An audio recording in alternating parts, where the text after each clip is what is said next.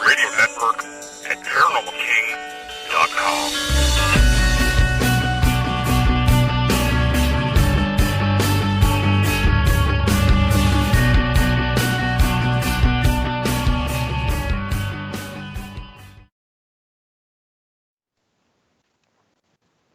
Welcome to the Paranormal News Insider for the week of August 27th, 2019, episode number 406. And this is your host, as always, Dr. Brian D. Parsons, and we're live right here on the Paranormal King radio network at ParanormalKing.com. Yeah, very sad. It's the last show of August, and we steam into pretty much what I call the last quarter here for the 2019 paranormal season. Right? Is that right? Almost. That's close enough. October, November, December. Yeah, last quarter. September, October, November, December. So yeah, it's almost over. And we're hitting that stretch. We've got some interesting stories tonight. We're going to talk, well, a lot of stuff we've already been talking about all year long. Some new alligator stuff. We're going to talk, well, yeah, I know, Loch Ness Monster. Well, he might be revealed pretty soon, so it's going to be an interesting thing. And yes, we are going to talk about the Storm Area 51, the story that just won't go away. Not one that I thought would happen. Even when it did happen, I didn't think we'd be talking about it a month later. But here we are, still talking about Storm Area 51, a little Facebook thing. It was a meme. Bunch of bored kids that wanted a place to have a bunch of memes. Boy, did that work. People are making money off of that. Anyway, lots of interesting news tonight. And yeah, we're headed down the stretch. I'm already thinking about the top stories of the year already. Kind of getting that list going, getting that list together, thinking about how I'm going to attack that already. Gosh, it's crazy. Next thing you know, we'll be singing Christmas carols here on the show. Just kidding. We don't do that. We don't use the Christmas word here on the show. But first things first, let's get through Labor Day here in the United States. That's our next holiday coming up here next Monday. And speaking of next week, also taking a little bit of a holiday, because it is a holiday. So I'm going to take a holiday week that week. And yeah, using some PTO here on the Paranormal King Radio Network and taking a week off.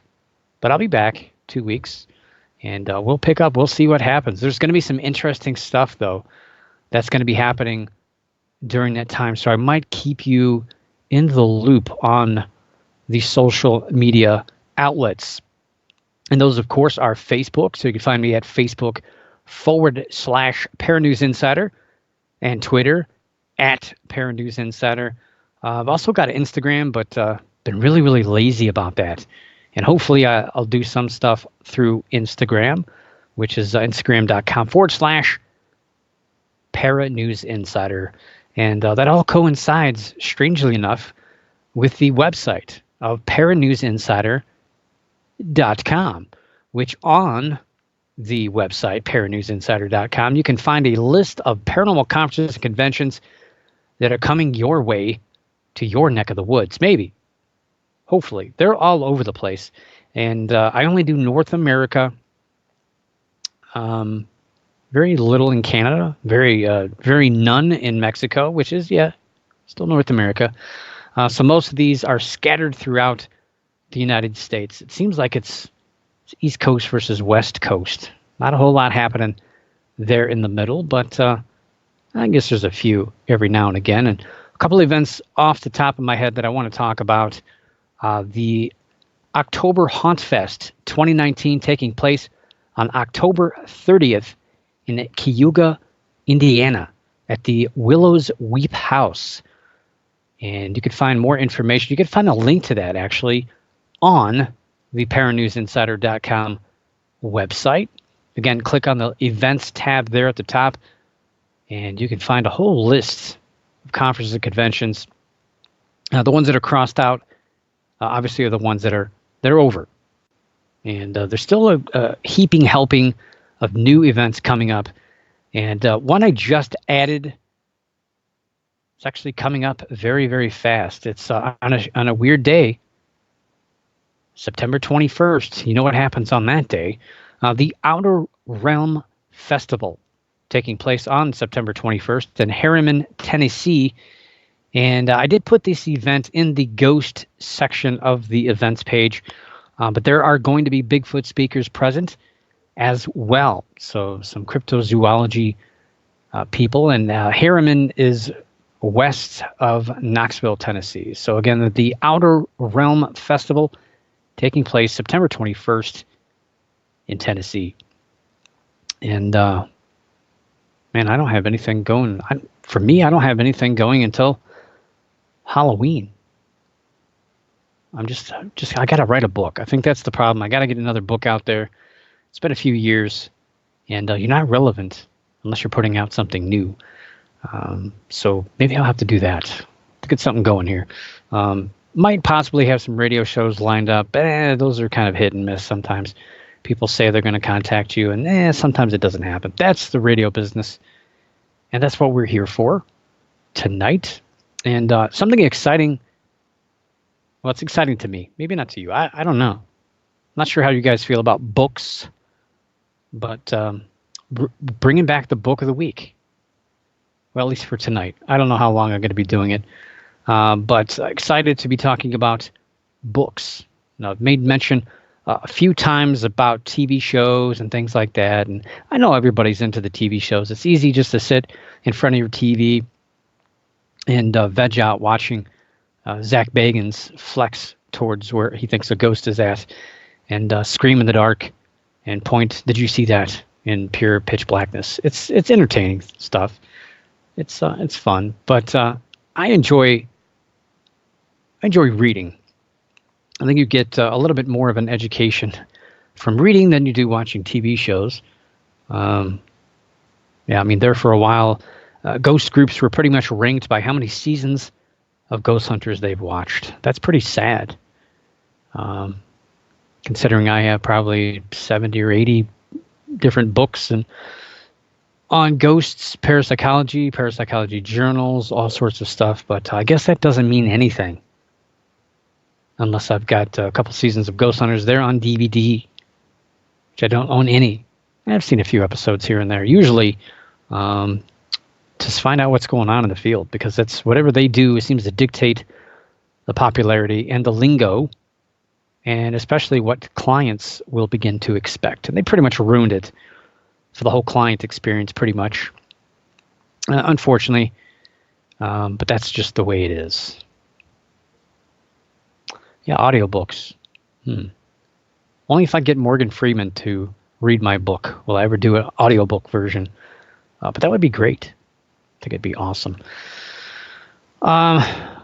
So this book of the week, I'm going to talk about, well, first, book of the week, what I used to do is, I started this a few years ago, and I think I did it for about a year and a half. Kind of actually got a little burned out with it because it adds extra prep time for the show.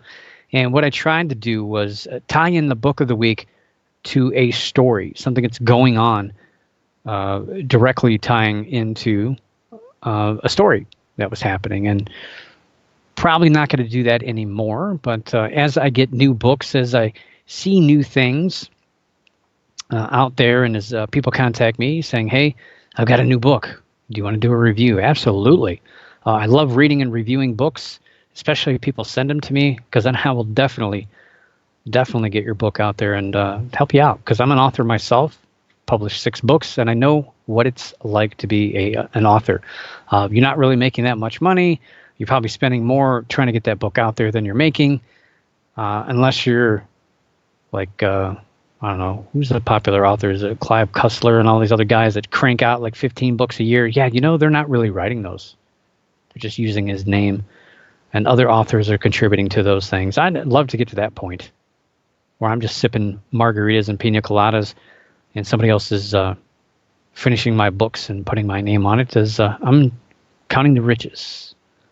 But very few people really make any money from writing books. It's not a very lucrative business.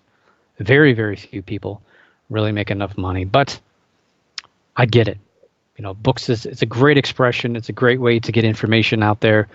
And like I said, I've kind of gotten away from it the last year and a half. I had some other ideas I was thinking I was going to do with the Paranormal News Insider, but I don't know, maybe I'm resistant to change. But I do like just doing the news, just sticking to what I've been doing for over 10 years.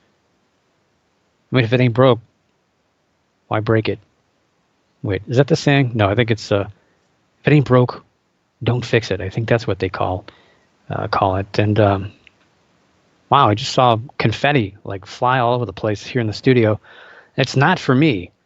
I think that's for Jim Mallard of the Mallard Report, who is celebrating his 25th birthday today.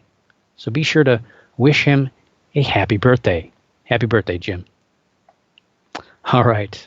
So Book of the Week is back. I'm excited. And this is a fantastic book to kick it off. And Cryptidpedia is the name of the book. I'm just really excited about this. Cryptidpedia, the encyclopedia of unexplained phenomena, strange places, and rumored creatures not yet proven real. Pretty cool book. Francis and Lucas Rosa. And they are actually twins who wrote this book. Believe it or not, started to write it when they were 12 years old. That's pretty darn young. And, I've talked here, if you followed this show, probably a lot of you are probably newer because I've been on this network for just about over a year now, year and a couple of months. So probably most of the listeners here haven't been around that long, and that's okay. I get it. Things change. People change. They evolve.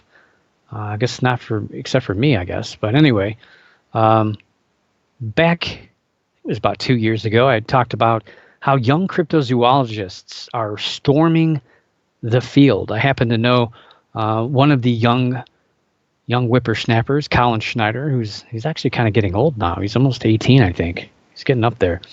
But very big influx of young cryptozoologists, and it's fantastic to see youth getting into these fields and starting to get their feet wet and starting to do some work and try to pave the path. And I'm all about that. I think all these fields need young blood and new people to get into them and get excited about this. And these two twins, Francis and Lucas Rosa, Francis got into cryptids around 11 years old. And then about a year later, he had been keeping track of cryptids and keeping a list. And he decided, hey, let's write a book. So at age 12, he started writing a book. And then his twin brother, joined him about a year later. And they finished it in about 3 years, which sounds like a long time. But I'm telling you, writing a book is not an easy process at all, especially your first time. And probably especially if you just want to go outside and ride your bike and hang around your friends and play video games. I get it. I don't think I could have held that kind of attention at 12 years old and 13 years old to sit and write a book. So fantastic job. And not only that, but there's some very interesting artwork inside of this book. A lot of it's based on some famous photographs that have been taken of these creatures, but however, they're all original, and they're actually pretty good, pretty interesting, and it really keeps your attention. And I found myself reading this, turning page by page, and next thing I know, I'm late. I'm late for lunch, or late coming back from lunch from work. I'm like, whoa, I'm really engrossed in this book. Really good book, really good graphics, really good information as well. It does cover well over 200 various cryptids. The book is over 300 pages long, and I don't know. I'm just really stingy when it comes to cryptozoology, but they do cover. They do define it as the study of creatures whose existence have been rumored and cited, but has not yet been proven real. And they also go a little bit beyond that, and they actually cover. There's some creatures in here like the Hopkinsville goblins, and gosh, what else is in here? There's a few others that kind of border actually alien type creatures, but that's okay. You can do that, no problem, no harm, no foul. In that, of course, all the well-known cryptids are in this. And they also talk about UFOs and some alien stuff, and as well as some ancient type, well, I shouldn't say ancient, but like Native American folklore. Granted, thunderbirds are included, but thunderbirds are still seen to this day in different places, Pennsylvania, Ohio. But they also do talk about some other native cultures, creatures. But there and again, that is part of cryptozoology. That folklore piece is tied into it. So I'm not complaining. I think it's really interesting. And so they've really dug deep. Great work on this, great research. And I'm all about research. And I think they've done a fantastic job. There's some stuff in here that I've not heard of in a long time, and in only some very rare books. So these kids did one heck of a job with this book. And very honored to gotten my hands on this. And I'll be writing some reviews for this shortly. And you need to check this out as well. Cryptidpedia. If you're into cryptozoology at all, I mean, yeah, it's not an adult research book, but I do have a similar book that is more of an adult geared book on cryptozoology. It's an encyclopedia, and I'll tell you what, it's really not all that much better than this. So, I mean, hey, you get your hands on what you can get your hands on. But again, research is key, and these guys have done a great job on this research for this book. So again, check it out. I'll be putting up links throughout the week, as I normally do, for all the stories I talk about, especially when I do books of the week. I make sure that I get that covered for the authors, anybody that wants to have their book. And if you have a book that you want me to talk about and put on the website, let me know. Insider at paranewsinsider.com. You can go to the website, paranewsinsider.com, and there's a link up there to contact me. Let me know if you like contact forms, and I'll let you know. I'll get your book in here. I prefer to read them so I can actually talk about them and mention things and get my true feelings about these books. But we'll see what we can do.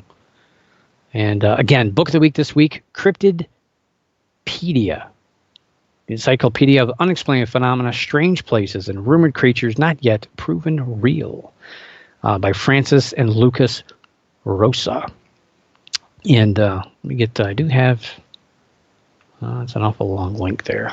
They do have an Etsy website. It's also on Amazon, but I'd probably be, in all honesty, I would go to Etsy first.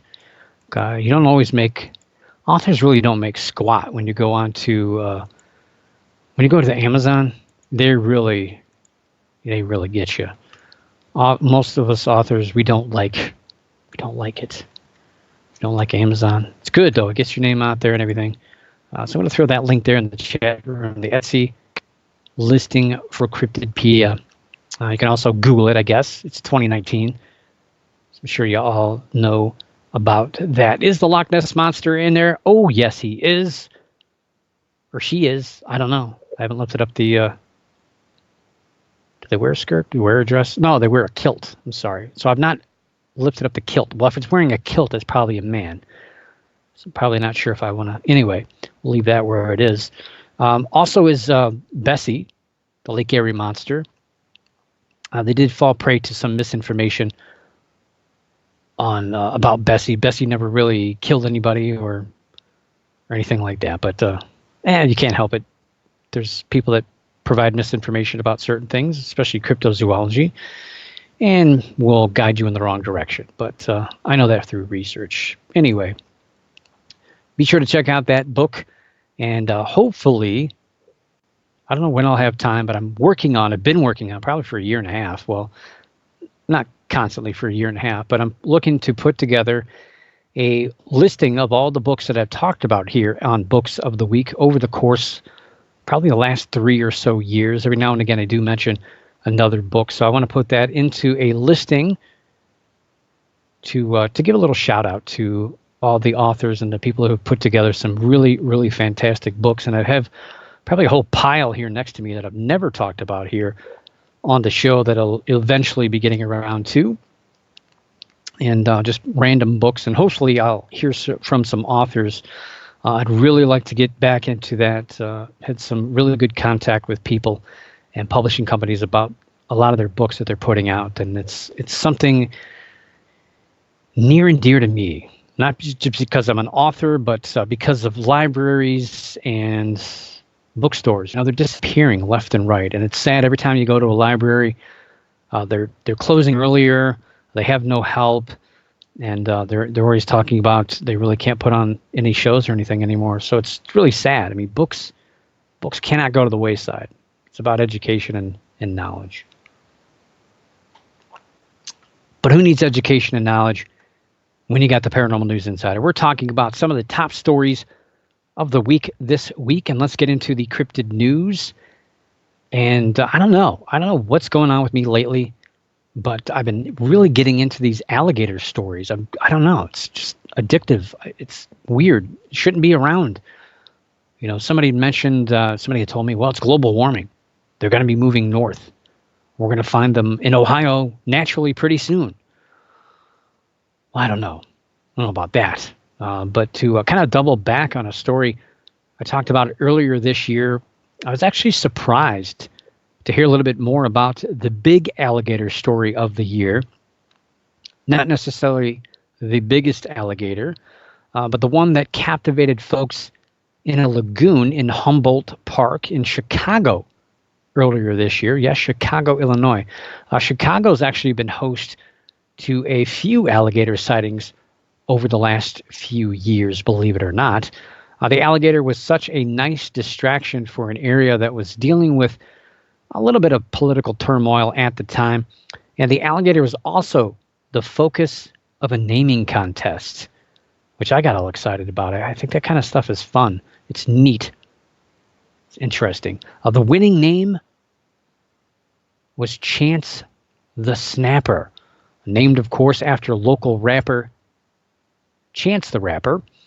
After a unsuccessful attempt by the Chicago Herpetological Society to capture Chance, a gentleman named Frank Robb from Florida was summoned to help capture the small but feisty alligator.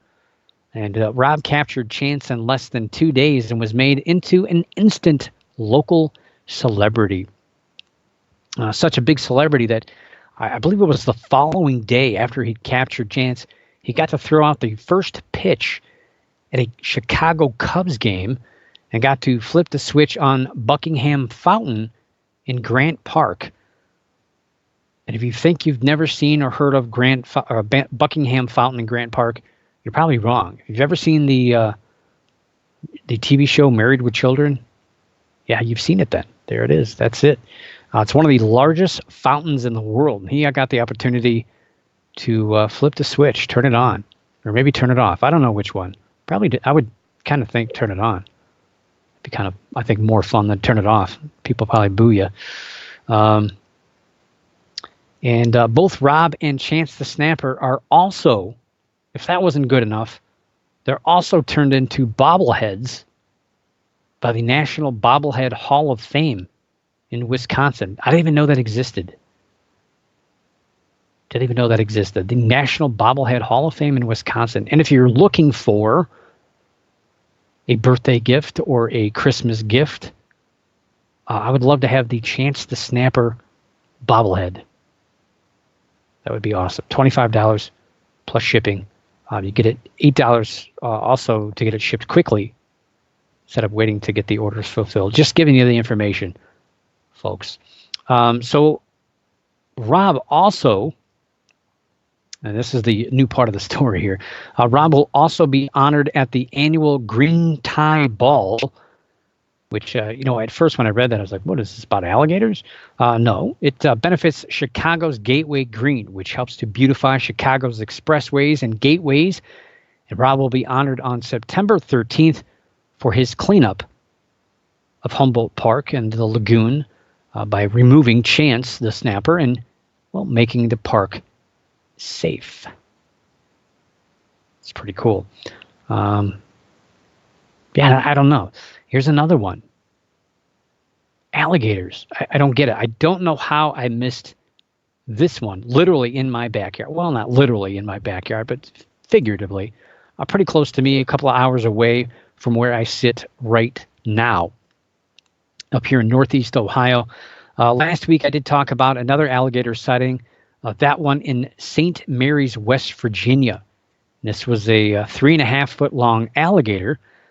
But back on August 14th, children from the Hilltop Equestrian Center church group had just finished a lesson on fish behaviors when they went down to Bantus Creek to play around a little bit, have some fun there in the water. Bantus Creek is in West Alexandria, Ohio, which is about 20 miles west of Dayton. And as the children were playing in the creek, Richard Denius looked up to see someone who was trying to get his attention, standing up on a bridge, trying to tell him something. So his attention then was drawn to the murky water where this person was pointing, pretty much on the other side of the bank. And Denius said, quote, "I could see the bumps on its back above the surface, then under the water. I knew it was more than a fish. It was big. I couldn't believe my eyes. God kept me calm. I called to the kids to get out of the water and onto the bridge. Most of them had no idea what was going on, but they all quickly obeyed," unquote. And the kicker, what they saw in the water, and the kids were in the water as well. Some of the kids were above knee-deep water. What they found, what they eventually discovered, was a 7-foot-long crocodile. Not an alligator, a crocodile. It swam under the bridge right where the children had just been moments before when they got the kids up on the bridge. A local game warden, wildlife officer, was quickly contacted, arrived on the scene, and unfortunately, while the giant crocodile kind of moved up onto a rocky embankment, they were kind of left with no choice but to really put the animal down at the time. Just over 7 feet long, and the crocodile weighed in at 171 pounds. That's a lot of crocodile. And that is not a croc. That is it's a real story. It's a real video, and it's really scary. You think about that. Now, some people, of course, they were furious that the crocodile was put down, as it was more than likely a pet. I'm sure a lot of people said, "Oh, it's probably harmless. It's probably harmless. You just pet it on its back and you could ride it as a pony." Or probably not. But this wildlife officer couldn't really wait on backup. If this creature decided to get back in the water and go away, that's going to cost a lot of time, a lot of effort, and potentially somebody else's life to be able to get this creature. So really they didn't really have a choice. And sometimes you just have to do that. Ohio is not equipped to handle 7-foot alligators or crocodiles. That's just not what we do up here. We're not ready for that kind of stuff. And, I've heard of a few alligators found in various parts of Ohio over the years. And as a kayaker, I've talked to plenty of people who have said they've seen little tiny alligators. I think the largest I've heard is about 4-foot-long alligators in waters that I've actually got to kayak in. Other lakes are in and around Ohio, and you never know. When I'm kayaking, I never know what to expect. I'm always on the alert for anything like that, snakes, or I've seen deer swimming. You don't want to have that happen. It's bad enough I hit one with a car. Can't imagine what would happen if I hit a deer in a kayak. That would be kind of weird. But definitely this is the first crocodile I've heard of in Ohio, and definitely the largest crocodilian, which includes alligators and crocodiles, found in Ohio or pretty much anywhere else here in the Northeast that I've heard of. I know Wesley the snake was a couple of years ago. That thing was purported to be, 8-9 feet long. That's just a snake. This thing was a crocodile. So crocodiles, in case you wondered, do inhabit South Florida And yeah, they're actually a little bit more temperamental than alligators. You don't want to mess with these guys. Alligators, it's as it seems, have been getting they get all the attention all the time. Climbing fences, playing golf. Well, they don't actually play golf. They watch people play golf. It's not the first time. We've seen this. There was a video that giant alligator walked by this guy and hit the golf ball over the big alligator walking. You see that all the time. I've been down to Florida and I've seen alligators walking around people's backyards and cross streets and things like. It's pretty common with alligators nowadays. I mean, 20, 30 years ago, they were pretty much almost endangered. Pretty much not going to see them too often. Now, pretty much everywhere. But crocodiles, not really. There's southern Florida, all over the Caribbean, and they do have a kind of I guess the biggest difference is their heads. So they have more like a V-shaped head versus a U-shaped head of an alligator. Their arms are a lot shorter, especially it's more noticeable with their front arms, where alligators pretty much they push themselves up when they walk and they really far up off the ground. But the crocodiles are like low riders of the crocodilian family. Did I really say low riders? I guess I did. More hate mail. That's okay. So you put that into perspective. So crocodiles, a little bit more temperamental, but more mild-mannered alligators. They've killed 24 people in Florida in the last 40 years. And that's not including people that were killed in South Carolina, Texas, and other Gulf states. And that's just what I was able to quickly drum up from that story. Almost 40 people, or 24 people in 40 years. It's not too bad, though. But still, not the way I want to go out.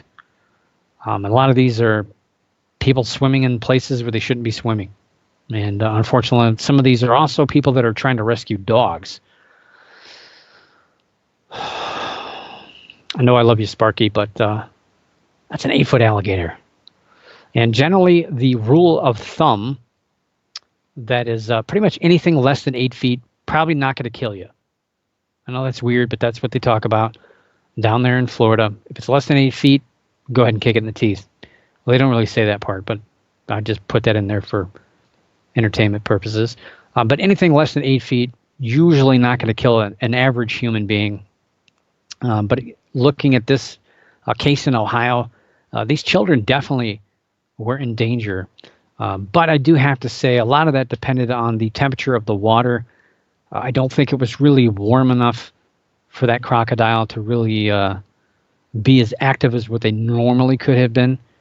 And I'm pretty sure that crocodile is probably pretty sluggish. But if I'm a wildlife officer here in Ohio, more than likely not trained in how to deal with a crocodile, nor am I going to try to test the waters, no pun intended, with learning how to deal with a crocodile when I'm face-to-face with a 7-foot-long member of that species. So unfortunately, they did have to put that thing down, but my goodness, that makes me think twice. Well, actually, I always thought twice when I hike and kayak, but geez, oh man, 7 foot long. Whew. Anyway, let's get to the Loch Ness Monster. And hey, he's done. Move over. There's a new beast that claims to have found sonar images claiming the existence of a creature, but not in Scotland. This one, New York. A couple of weeks ago, I talked about a sonar image that purportedly gave some validations into the possibility of the Loch Ness Monster being real in Scotland. Now a woman named Kathy Elizabeth has stepped forward with what she is calling proof that Lake Champlain in New York State definitely has a sea creature. And this creature we all know and love as Champ. It's been a pretty popular creature for many years. And it's just very similar to the Loch Ness Monster. It says that it has a history that goes back hundreds of years. Elizabeth is the director of the Champ search group, and it was out in Lake Champlain on a 17-foot Bayliner boat taking echo scans of the lake's bottom when the group noticed they were getting low on fuel. So they headed back to port, getting up to about 45 miles per hour. I don't know how many knots. I don't know how many knots that is. You don't really say 45 miles an hour when you're on the lake. Anyway, during the trip back, they continued to take pictures of the sonar images. And the following day, Elizabeth noticed that one of the images had not one, but two figures that appeared to be long creatures in the water. She estimates the creatures to be 25 and 30 feet long, respectively. And she says they both have protuberances on their heads. Protuberances. It's not really a word I hear too often. The creatures were near the bottom of the lake in about 165 feet of water. And Elizabeth had her own first sighting back in 2012 while camping in Vermont. And she claims to have had about 10 above water sightings in the last 7 years of searching for the creature. When asked about the possibility that the depth and speed of the boat could have created a false positive, or that the images could be sturgeon or something else, she still seemed pretty definitive that these were definitely champ, even though she acknowledged that others she sent these sonar images to could only tell depth and size and really couldn't make out what exactly was in the image. She did say she plans on going to the same location based on coordinates to take additional sonar images of the bottom to be sure that it was not just debris. That's a smart thing to do. So I'm definitely going to keep my eyes peeled on that story. Really haven't seen too many big sightings of champ, despite the amount of people that are out on that lake, at and around that lake. But still, I mean, that area is a hotbed of paranormal activity. Bigfoot is big in that area. And, I don't know about the tourism part. That's a good call out there, because as we all know, and I've talked about, Loch Ness generates a ton of income for not only Scotland, but of course the areas around Loch Ness. So maybe Champ is getting in on that action a little bit. Like the CF T-shirts are being available, but it seems to me like she's very serious about her research. She's been doing it for a while. She's been on Facebook doing that stuff for a long time, and a lot of people I know follow her and talk to her. So she's legitimately doing this for. I think a lot of it is because she believes, and she's had her own sightings. So a lot of times that's enough to drive you to want to get really serious about this. But yeah, I'm sure the town sure isn't going to shy away from that, and I'm sure other people are going to jump on that and see these little S's with two little vertical lines in them as well. That's, people seem to get blinded by that. But I don't think that that's her motive here, but I'm sure others will, unfortunately, muddy the waters, as I like to say, pun intended, with that kind of story. And again, Loch Ness Monster in the news. And what I thought, I really thought, especially last year, the story made the top 10 paranormal news stories last year, thinking full well, and this is what you get for thinking, that this was going to be the big story of 2019. But alas, it's really fallen to a back page story this year. But hopefully it's going to get some attention. Actually, in the next 2 days, we'll actually find out. It's supposed to be a press conference coming up in a couple of days. The Loch Ness Monster, obviously one of the most well-known cryptids for many, many years, and the most well-known water cryptid in the world. Sorry, Champ. And again, a big boom with tourism in the United Kingdom and Scotland specifically. But you may remember last year, Professor Neil Gemmell, a geneticist from New Zealand's University of Otago, was conducting a study in the life forms of Loch Ness to see what was down there. And last year he pulled 250 water samples from various depths from across the loch and spent months separating DNA and analyzing the results. And over that time, over 500 million sequences have been analyzed in the effort to catalog everything living in Loch Ness, from plants to animals. That doesn't sound all that exciting. Not at all. But Gemmell used the Loch Ness Monster as a way to get attention for his study. Hey, he did. He used it as a kind of a ploy to get attention, to get it on the fronts of newspapers, saying that he was going to try to discover the Loch Ness Monster. And everybody jumped on that story, and he's very smart about that. Because, I mean, hey, if you talk about some old guy collecting samples of skin and fecal matter in the loch to catalog creatures, that sounds gross. It sounds disgusting and not very sexy. But when you're saying you're trying to prove the Loch Ness Monster could be out there, that's exciting. It was on the front page of every online newspaper. Wait, do they have pages? Well, they do have pages, web pages. But he's, he's everywhere. But even now, unfortunately, even though he's saying that he's going to have an announcement, the story has lost a lot of traction. There's a long delay, and it wasn't anything to do with science. It was actually because he was trying to secure a television documentary showcasing his efforts. Unfortunately, all those deals kind of fell through, and it cost him a lot of time and attention, as well as momentum for this story that should have been supposed to come out earlier this year. Actually, at the beginning of this year, back in January, it's supposed to be talked about, and that would have been a pretty big deal, really.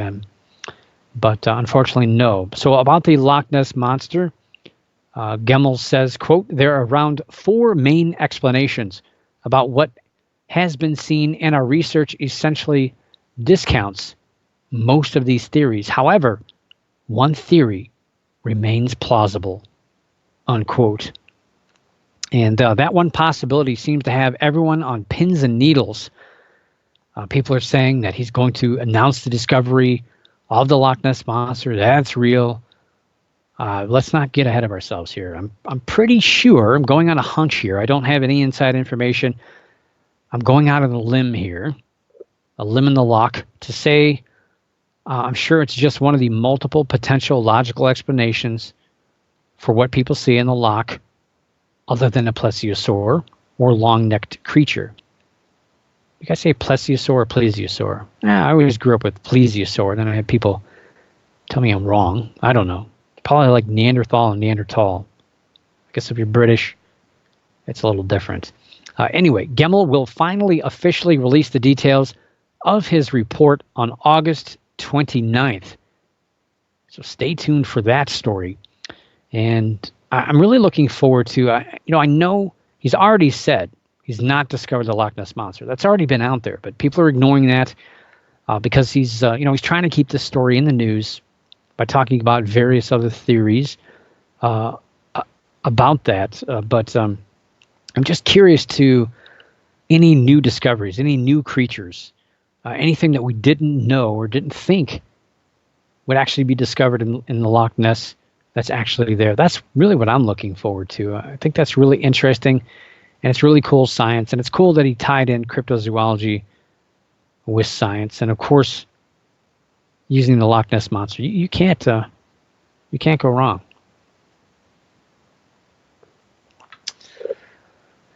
And off we go. Get in our little spacecraft, buckle up. Could be a bumpy ride. Don't worry. My spacecraft has airbags. And we're headed off to Area 51, Nevada. The Storm Area 51 event, I know. I saw your eyes roll. I get it. It's got out of control. Really? Yes, really. It's out of control. Again, it's out of control. This time it's not Facebook. It's not the event itself that's collapsing in on itself like a neutron star. It's also kind of the growing number of ripoff events that are happening all over the place, not just in Nevada, but elsewhere now. We're trying to really capitalize on this day in the area. Vegas is jumping in on the act. Oh boy. Not only are there no less than a dozen official T-shirt vendors, and what you didn't see there was the air quotes, official T-shirt vendors. Numerous sites are claiming to sell tickets to the Storm Area 51. By the way, I don't know if you knew this. You don't need a ticket. They're not selling them. So no, if somebody says they're selling a ticket for the Storm Area 51 event, don't let them take your money because it's not legit. It's free. They do prefer donations. There are also a number of events taking place the same weekend in September in Lincoln County, Nevada.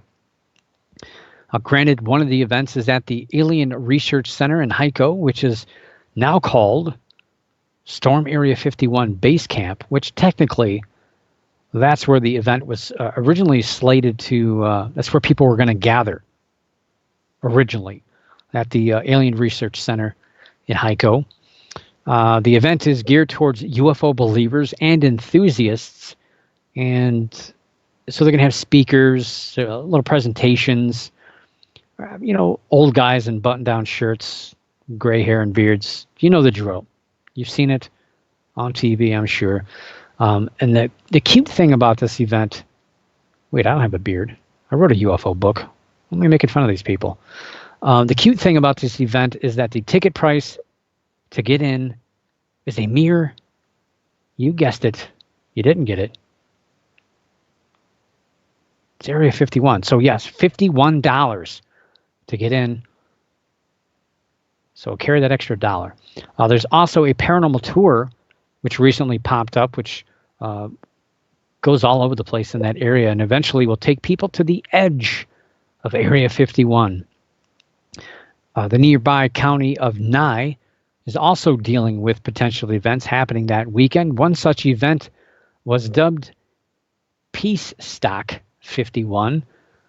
Peace Stock instead of alien stock. Really original stuff. Peace Stock 51, they've been denied a permit. The event planned to happen in the Armagosa Valley is not going to happen. Commissioners were concerned about resident safety, dust, environmental damage, as well as the dangers of the remoteness of the area. So they said, no way. Peace Stock. Sorry, not happening.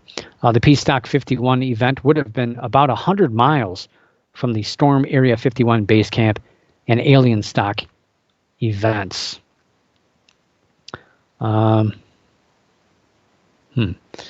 The Lincoln County, Nevada area, as I mentioned, they're bracing for this. We've talked about this the last couple of weeks, how they've already signed a declaration of emergency ahead of the influx of people who they're coming. We've kind of talked about this the last few weeks or months. I don't know, how long has this been going on? A while now. About the potential of people coming out there. Well, they're going to be there. People have filled up the RV park there in Rachel, the Little Ailey Inn. There's a lot of places that are booked around that area. Anywhere that has campgrounds are booked. Vegas, like I've said, Vegas has already seen a large influx of people for that weekend. I don't know if somebody's doing a residency down there too. I don't know what's going on. People are going to show up. The big thing is nobody knows how many people. Because again, selling tickets while they're not doing it, I think would have been a great idea. That way, you have a head count. Live and learn. Well, hopefully live and learn. So the big threat is not being able to control the potential crowds, especially if they get out of hand, but also if there's numerous injured, as well as ensuring that supplies of food, water, and gas are not depleted, leaving people stranded, which is a very big possibility at this point right now. People coming in there may not be able to get out of there. They might be stuck for a while. Lots of people expected to descend on this little tiny town. And Sheriff Kerry Lee met up with other officials last week in Las Vegas and will be bringing an untold number of Metro Police, Nevada Highway Patrol, emergency responding agencies, as well as potentially some military presence from Nellis Air Force Base. That's going to be exciting. Now, the big thing here is, again, nobody knows how many people are expected to arrive at the tiny town of Rachel, and estimates are anywhere from 3,000 all the way up to 30,000, and even the smaller number, even 3,000 people, would shut down resources such as cell phones, the internet, and would not allow people to use credit cards. And Rachel, the official Rachel website has been telling people this: bring cash, bring little green guys, not those little green guys, the little green dead presidents. Bring those. The bigger number will cause, obviously, even more issues. Military equipment is also said to be on its way. It's going to be used at the site. I don't know what that's going to be looking like. I don't know what they mean by military equipment. Maybe tanks. I don't know. Probably not. That would be kind of cool. Would be set up again on this site. It's going to make an interesting mixture of excitement coming up. I really can't wait for this thing. Hopefully nothing goes wrong. And a lot of people are saying it's probably going to be a big disappointment. I don't know. This thing has been really shocking people. It's been making all of us wrong all along. I do think this is going to be a big cultural sensation. People are going to be showing up in droves, and people claiming there's 2 companies, and probably I've seen on the Facebook site probably about 10 other individuals who claim to be doing live streaming. That ain't going to happen because there's not going to be any way for them to live stream. There's not going to be any service out there. Even if you have your own Wi-Fi, there's no way your signal is going to be put out there unless you have a satellite dish. So I don't know how they're going to do that, but a lot of people are saying they're going to live stream that. I'm sure definitely news channels are going to be there. I've read that, I forget how much the RV sites were going for. I think $100. And it's just a plot of dirt. You just get a rectangle of dirt. Or not even dirt, it's sand.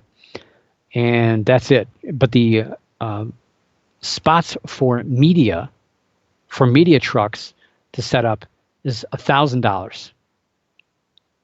$1,000. So they're making money off the media. Well, I think that's kind of cool.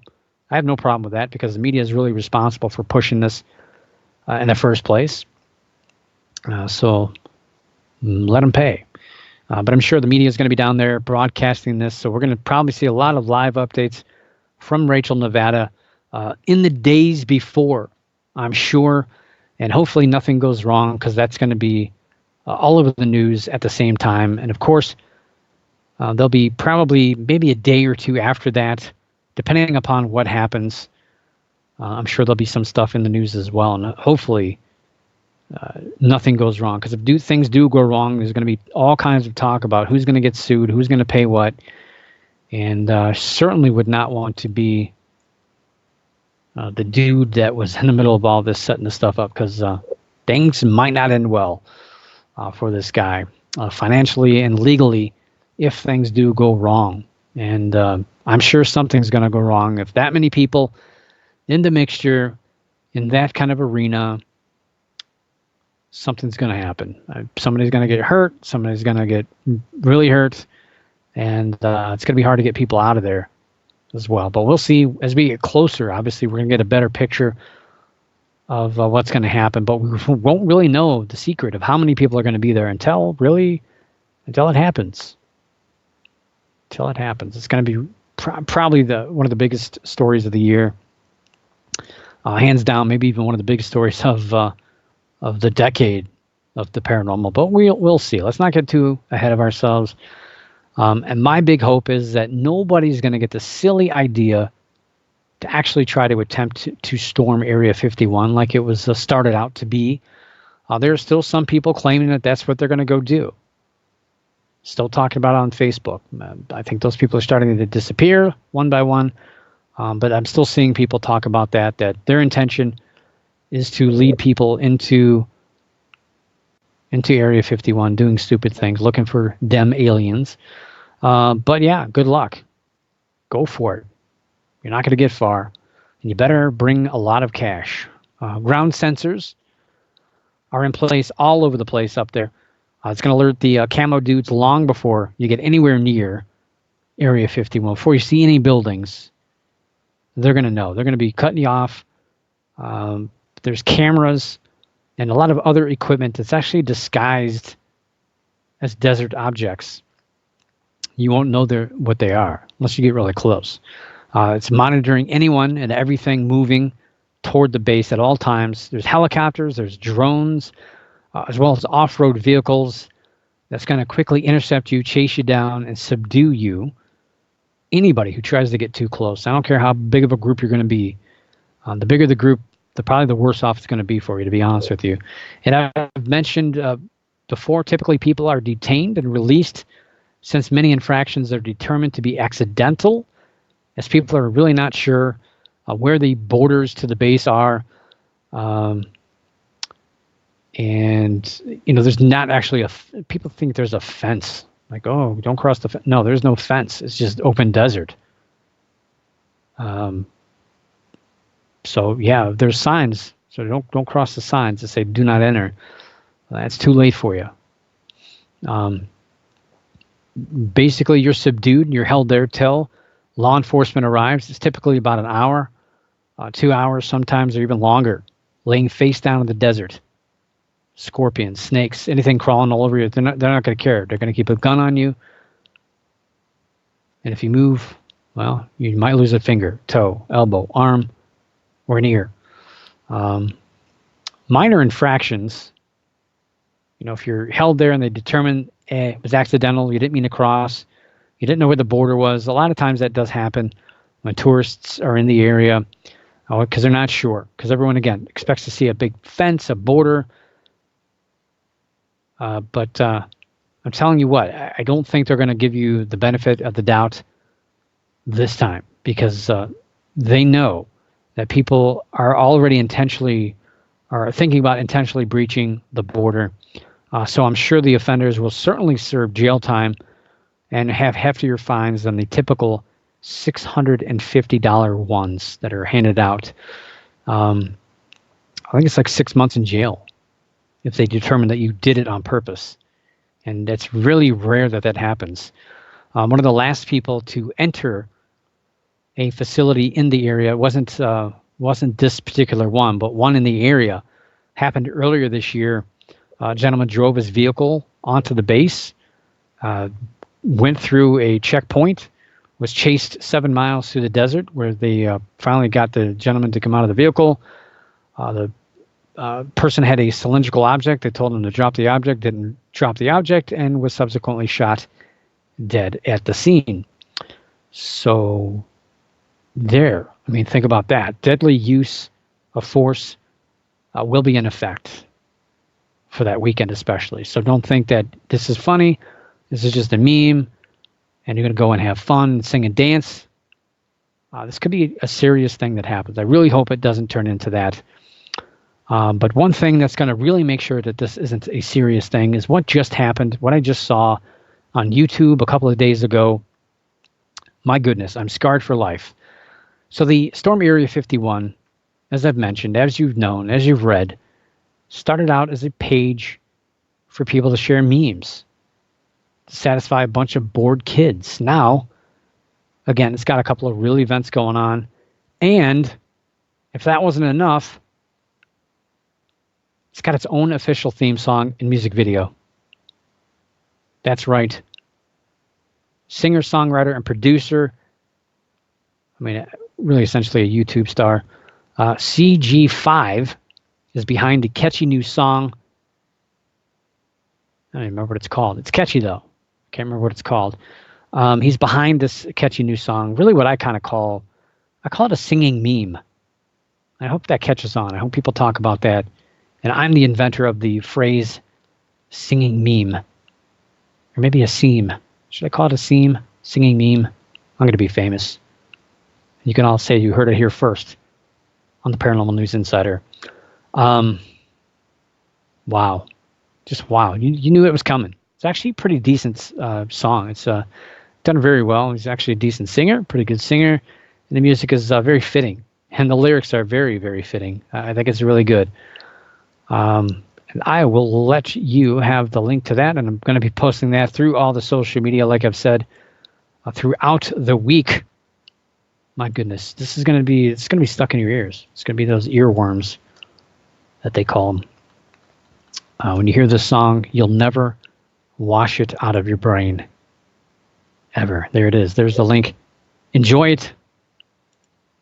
And that is it. That is all the news this week for the Paranormal News Insider. I want to thank you. Welcome. It's too late to welcome you. Thank everyone who tuned into the show tonight, live or otherwise. And if you're not live, you're probably a ghost. But yeah, if you've listened to the show on delay, I still thank you just as much as all those awesome people in the chat room tonight, joining me, hanging out, asking some questions, and wishing, again, Jim Mallard a happy birthday. I know he's off on doing his own show tonight, starting right now. Jim Mallard's Mallard Report. I think it's mallard247.com. You can listen to that right now, tonight, Tuesday night, 9 p.m. Good show. And for that, I will not see you next week. I will see you in 2 weeks. But for now, keep your eyes in the skies, your ears in the woods, the hair standing on the back of your neck, and always keep your mind slightly ajar. And above all else, don't stop believing. For the Paranormal News Insider, this is Dr. Brian D. Parsons reporting.